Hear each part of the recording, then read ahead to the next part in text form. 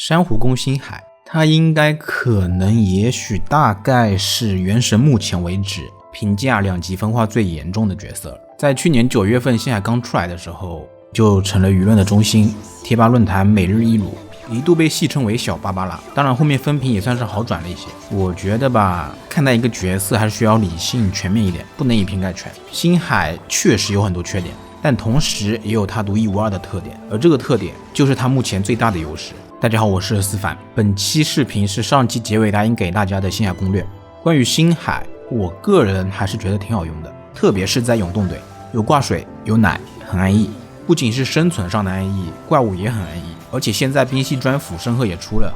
我认为现在星海作为永动队的组件是要比莫娜更好用的，不论是在挂水能力上还是在生存能力上。先说一下星海的天赋加点，当成纯奶妈玩的就主 E 副 Q， 普攻可以不点；当成感电队战场奶来玩的 QE 先堆点到6级，然后主 Q 副 E， 普攻等级也需要拉一拉，怎么说也得6级往上吧。星海的普攻距离非常的远，而且和弓箭角色不同，普攻弹道并不是抛物线，没有弧度，而是一条水平的直线，所以我们是可以做到在离敌人很远的情况下攻击到敌人的。虽然因为距离不能锁定，但只要我们调整好角色的朝向即可。星海的普攻伤害是有小范围 AOE 的，只不过确实比较小，所以实战并不是很好用。想好好利用的话，还是需要温迪的巨怪。星海的普攻攻击3段，均为落水附着，遵循一般的元素附着规律，在连续普攻不闪避取消后摇的情况下，可以发现1、4、6、9次是可以上水的。不是1、4、7、10的原因，是因为计时器的 CD 到了。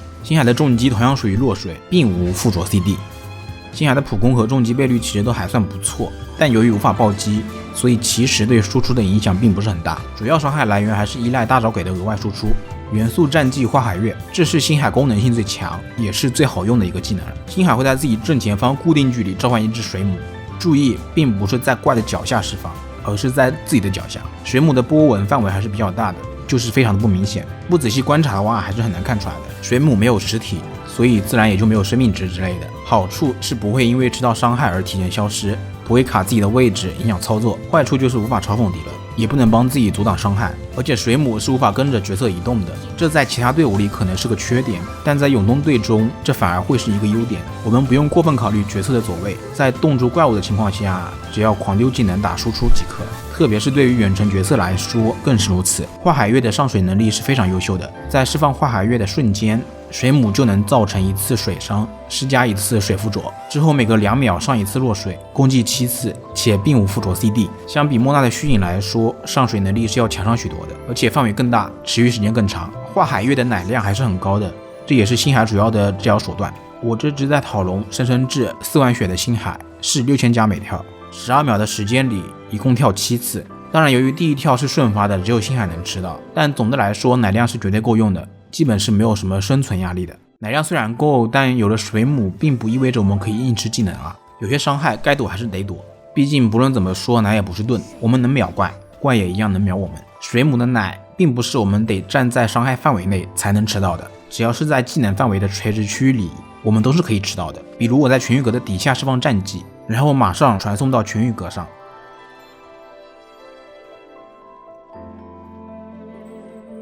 同样是可以看到角色身上有海染套的特效的，说明是可以吃到水母的回复效果的。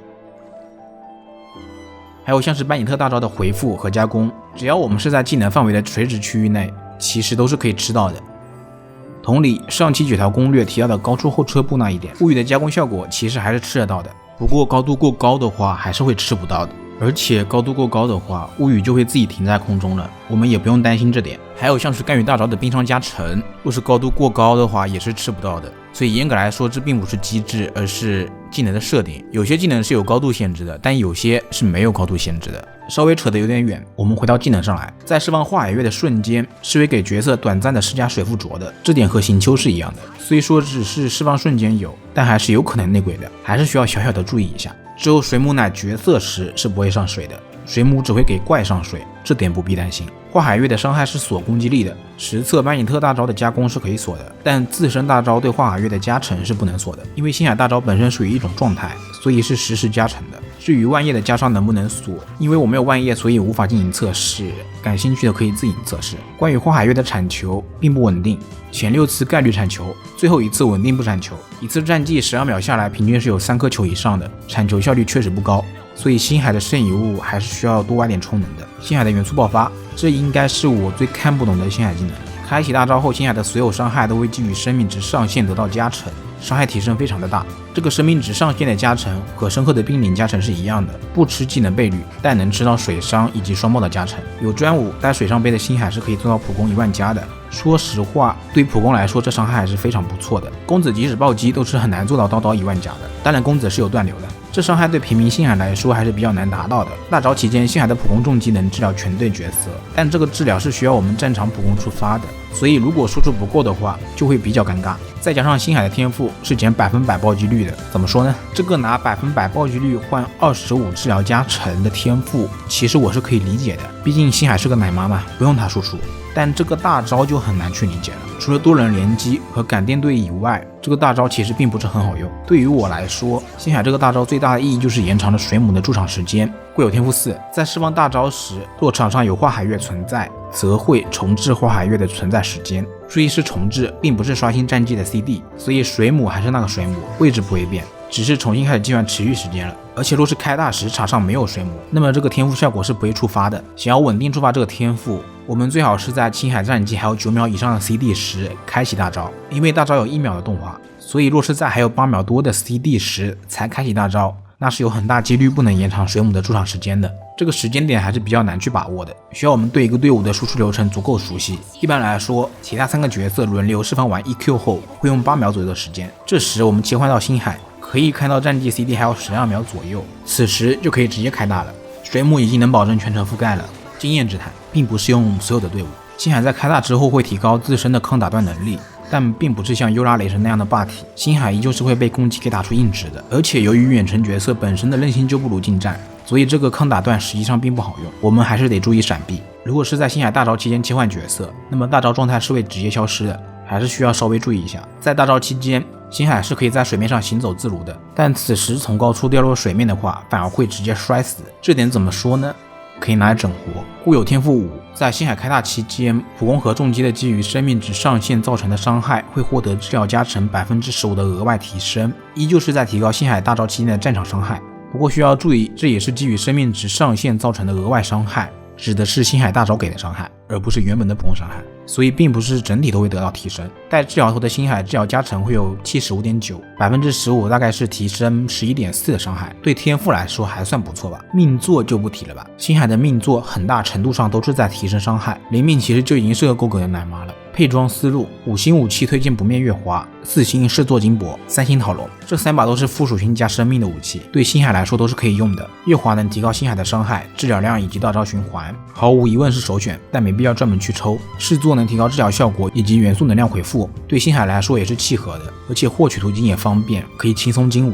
讨龙能很大程度上提高星海的辅助能力，非常推荐。以上3把是我比较推荐的。但若是觉得星海的水母覆盖率不够，又或是大招循环困难的，可以选择祭礼残章。星海的水母一共有7段伤害，想要触发祭礼还是比较容易的，不过得注意祭礼的效果在后台是无法触发的，需要角色战场。附属性精通对赶电队星海来说也算是非常不错的了，不过还是推荐高精再使用祭礼，不然 CD 太长。圣遗物首选海染套，不仅能强化星海的治疗能力，还能提高输出能力。很多人看到海染套那么一大段的描述就直接不看了，其实不复杂，我来解释一下好了。星海对角色进行治疗时，会产生一个持续3秒的海蓝泡沫，就是角色肩膀边上这个水泡，这个水泡是会跟着角色移动的，并会记录这3秒内全队角色的受治疗量，包括溢出的治疗量。然后在3秒时间结束后，水泡会发生爆炸，造成3秒内受治疗总量 90% 的物理伤害。这个伤害和感电超载一样是不会暴击的，也不受元素精通的影响。海染泡沫 3.5 秒最多产生1个，最多记录3万点回复量。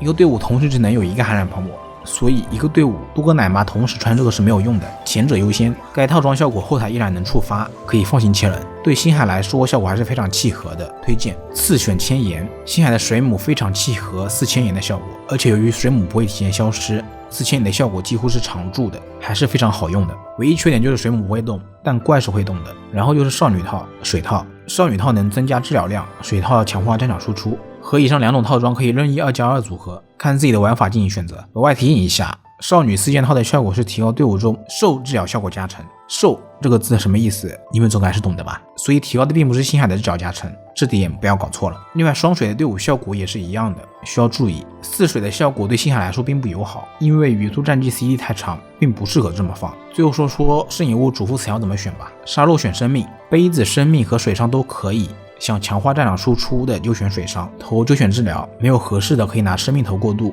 副词条方面，由于双爆对星海是无用的，所以有用的词条对星海来说会比较少。先看百分比生命，然后看元素充能效率，其次是精通和小生命。星海主要伤害来源是大招的生命值加成，所以百分比攻击的提升其实很一般，至于防御也没什么用。星海的元素充能效率越高越好，最少160得有，这样才能勉强维持大招循环。队伍推荐，在说这个之前，我们先说说莫娜和星海的优劣吧。拿永东最强的队伍深壑万星举例，我没有万叶和神里，就先拿温迪和甘雨代替了。这个队伍里，星海承担的是挂水和生存的任务。那么假如换成莫娜，就会缺少一个生存位；把星海换成迪奥娜，就会缺少挂水。这时候我们就需要把深壑换成迪奥娜。那么莫娜对实力的提升有深壑来的大吗？答案是没有，这就是星海的作用。一个人就可以做到挂水和保证队伍生存，节省一个格子。多出的这个格子，我们可以再上一个辅助，也可以再上一个 C。在永动队，这是他独一无二的优势。当然，在别的队就只算是个普通的奶妈了。我自己抽星海也是为了能让深壑上场，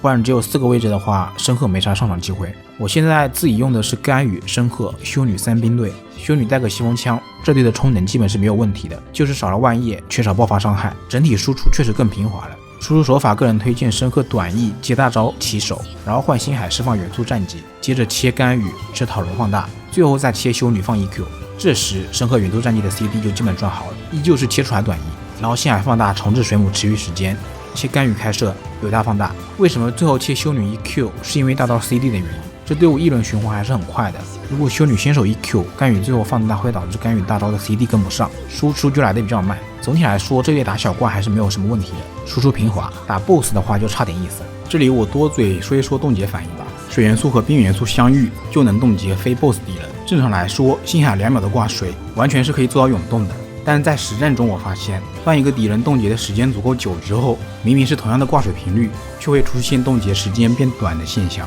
就像这只大流血狗，前半条生命值它是一直被我冻住的，但时间一久，它就可以在冻结间隙短暂的活动了。逛了逛论坛，发现这叫做冻结抵抗，原因也挺复杂的，我就不说了，大家只要知道有这个东西存在就好。除了在永动队，星海还有一个归宿感电队，星海、砂糖再加上北斗、小艾米、行秋其中2个，让星海来当这个驾驶员。对单就选小艾米和行秋，对群就选北斗和小艾米，算是最大限度发挥了星海战场奶这个特点的阵容，伤害也是完全够看的，真爱党推荐。那么以上就是本期攻略的全部内容了，小小的说一说我的看法吧。有一说一，星海的设计我觉得确实是存在问题的，和雷神一样，强调辅助战场这点本身就很奇怪。现在的雷神已经是个 C 了，星海若是没有挂水能力，我觉得真的很难翻身。原神的角色设计，我觉得现在是越来越趋向于保守的，当然设计是很大胆的，玩法上会整出点花来，但强度数值上就非常保守了。深壑、云锦、八重都是这样，能用但都有毒点。我不知道这算不算好事，毕竟我也不知道未来的环境如何，但在这点上策划他是知道的，所以就只能是让时间去证明一切了。我是思凡，如果本期攻略有帮助到你的话，别忘了一键3连支持一下 UP 主。那么我们下期再见吧。